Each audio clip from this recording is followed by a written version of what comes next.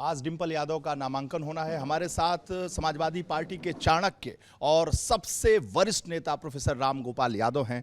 Professor साहब, आज का जो नामांकन है, मुलायम सिंह यादव के जाने के बाद सीट रिक्त हुई है, एक संवेदना है, मैनपुरी का विकास है, बहुत सारे ऐसे मुद्दे हैं। किस रूप में इसे आप देख रहे हैं? देखिए, मैनपुरी तो समाजवादी पार्टी का, और समाजवादी पार्टी नहीं थी तब भी जहां हम लोग थे, चाहे वो जनता दल रहा हो, जनता पार्टी रही हो, कोई भी दल रहा हो, हमेशा समाजवादियों का ही रहा है मैनपुरी। नेताजी के निधन के बाद आज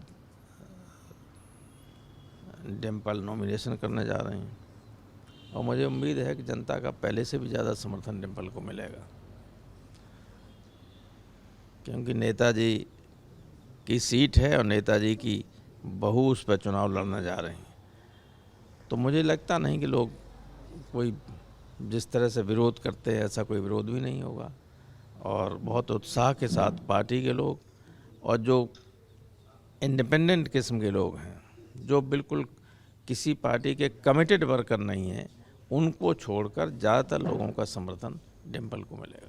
भारतीय जनता पार्टी कह रही है कि इस सीट को हम जीतेंगे, जैसे आजमगढ़ को जीता, जैसे अमेठी को जीता, गढ़ में घुसकर गढ़ को तोड़ेंगे। वो तो चुनाव के दौरान सही ये सब कहते ही हैं। अगर नहीं कहेंगे तो लोग, बीजेपी के लोगों में दम नहीं आएगी मैनपुरी में थोड़ी सी, कि नेता कह रहे हैं जीतेंगे, शायद जीत जाएं। ऐसा कुछ नहीं कर पाएंगे, यहाँ कुछ भी नहीं कर पाएंगे।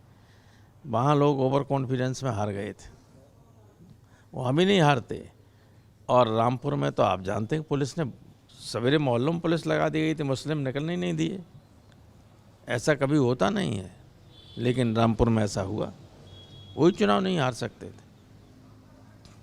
मैनपुरी में ये कोई रिपीटिशन नहीं होगा। यू विल सी कि बड़े मार्जिन से डिंपल चुनाव जीते, बड़े मार्जिन से। तो आपको लगता है कि न आजमगढ़ होगा, न रामपुर होगा, न यहाँ ओवर कॉन्फिडेंस आप लोग दिखाएंगे, न पुलिस का बल और जोर जबरदस्ती चलने देंगे? कोई नहीं चलेगी, और मुझे उम्मीद है यहाँ पुलिस जोर जबरदस्ती करेगी भी नहीं।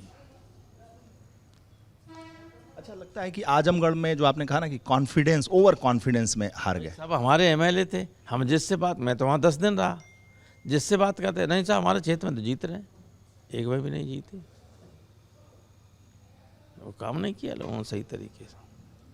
आपको लगता है कि मैनपुरी में जब नेताजी 2019 का चुनाव लड़े तो मैनपुरी, भोगांव, किसनी टफ था, और करहल और जसवंत नगर में आप लोग जीते थे, तो आपको लगता है कि 3 विधानसभा उस दरमियान भी नहीं जीते तो, लेकिन करहल जीते, जसवंत नगर जीते, किसनी जीते, और मैनपुरी वगैरह में कोई मामूली फर्क था, कुछ नहीं। भोगांव में तो हो जाता है, भोगांव और दोनों में ऐसा है कि हो जाता है, लेकिन अब की 5 विधानसभा जीते। मुलायम सिंह यादव जी के निधन के बाद अब चुनाव होने जा रहा है, उनके रहने पर और अब में कितना अंतर आप देखते हैं? देखिए, नेताजी की बहुत बड़ी पर्सनालिटी थी, आप सब जानते हैं, और इसलिए पिछले चुनाव में मैं अच्छा लड़ रहा था वहाँ से, फिरोजाबाद वहाँ थे, सारे लोग थे।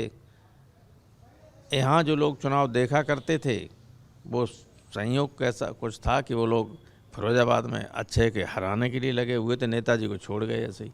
ये हम लोग जानते नहीं थे नेताजी, वरना नेताजी कई लाख वोट से जीतते चुनाव। वो जिन पे जिम्मेदारी थी, दे डिसीव्ड नेताजी, और इस वजह से नेताजी का मार्जिन कम हुआ, और लोगों ने बाद में एहसास किया कि गलत हुआ। जिन लोगों ने ऐसा किया उनको जनता कभी माफ़ नहीं कर सकती। तो जो नेताजी को जिताने वाले थे वो अक्षय को हराने पहुंच गए? क्यों, लड़ ही रहे थे वहाँ से। वो अक्षय के हराने के लिए बीजेपी ने खड़े किए थे, लेकिन गनीमत यह है कि अब की तो उनको पूछ के डिंपल को टिकट दिया गया है। उनसे पूछ के दिया गया? पूछ के दिया गया, यानी आप इशारा अपने छोटे भाई की तरफ? अब छोड़िए, इसमें नामा मान लीजिए। तो आपको लगता है पूरा परिवार एक है? पूरा परिवार एक है और एक रहेगा। एक रहेगा, हाँ, एक ही रहेगा। शिवपाल जी का भी पूरा समर्थन है। पूरा समर्थन। शिवपाल को पीछ के उम्मीदवार बनाए गए। शिवपाल से कल नॉमिनेशन के लिए भी कहा गया, प्रस्तावक बनने के लिए। शिवपाल से पूछ के प्रत्याशी बनाया गया है। पूछा था उन्हें किसे लड़ाया जाए, अखिलेश ने। जहाँ तक मेरी जानकारी है वो सही जानकारी है। प्रोफेसर राम गोपाल यादव बहुत ही आश्वस्त हैं और उनका कहना है कि इस बार जो मार्जिन होगा वो अभूतपूर्व होगा। कैमरामैन हरिओम के साथ वीरेश पांडे, सैफई।